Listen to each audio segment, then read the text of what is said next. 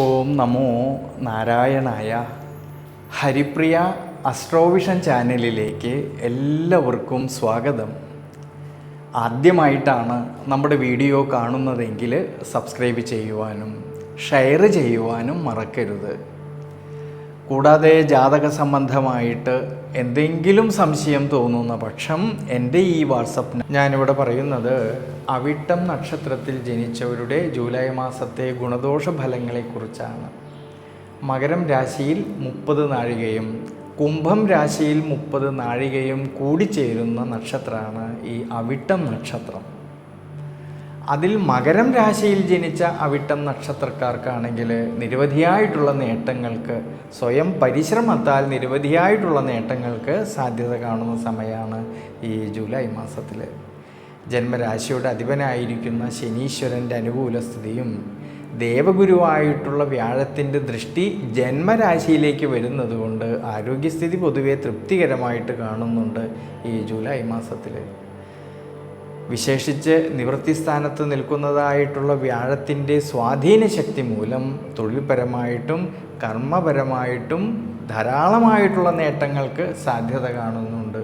പക്ഷേ ശ്രദ്ധിക്കേണ്ടുന്നതായിട്ടുള്ളൊരു കാര്യം, കർമാധിപതിയായിരിക്കുന്ന ശുക്രൻ കേതുവിനോട് കൂടിയിട്ട് യോഗം ചെയ്യുന്നത് കൊണ്ട് ഈ ഒരു സമയങ്ങളിൽ തൊഴിൽപരമായിട്ട് തൻ്റെ കൂടെ നിൽക്കുന്ന സഹായികളുമായിട്ട് അഭിപ്രായ ഭിന്നതകളോ തർക്കങ്ങളോ മനോവിഷമതകളോ വരാതെ പ്രത്യേകം ശ്രദ്ധിക്കണം.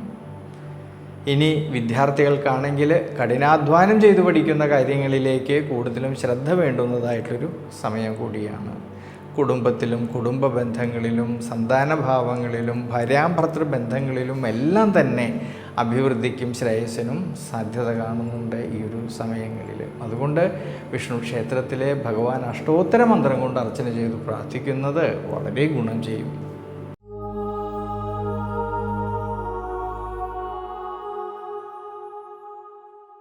ഇനി കുംഭം രാശിയിൽ ജനിച്ച അവിട്ടം നക്ഷത്രക്കാർക്കാണെങ്കിൽ ഗുണദോഷ സമ്മിശ്രമായിട്ടുള്ള ഫലം കാണുന്ന സമയമാണ് ഈ ജൂലൈ മാസത്തിൽ.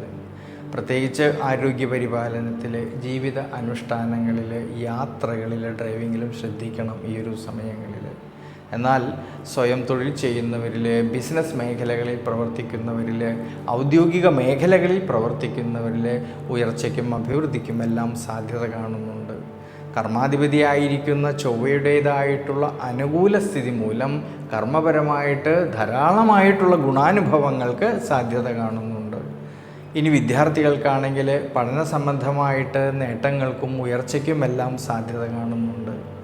എന്നാൽ കുടുംബത്തിലും കുടുംബ ബന്ധങ്ങളിലും സന്താനഭാവങ്ങളിലും എല്ലാം ഈ സമയങ്ങളിൽ പരസ്പരം കാര്യങ്ങളെയും എല്ലാം മനസ്സിലാക്കിക്കൊണ്ട് വളരെയധികം വിട്ടുവീഴ്ച മനോഭാവത്തോടുകൂടി വളരെയധികം ശ്രദ്ധയോടു കൂടിയിട്ട് മുന്നോട്ട് പോകേണ്ടുന്നതായിട്ടൊരു സമയമാണ്.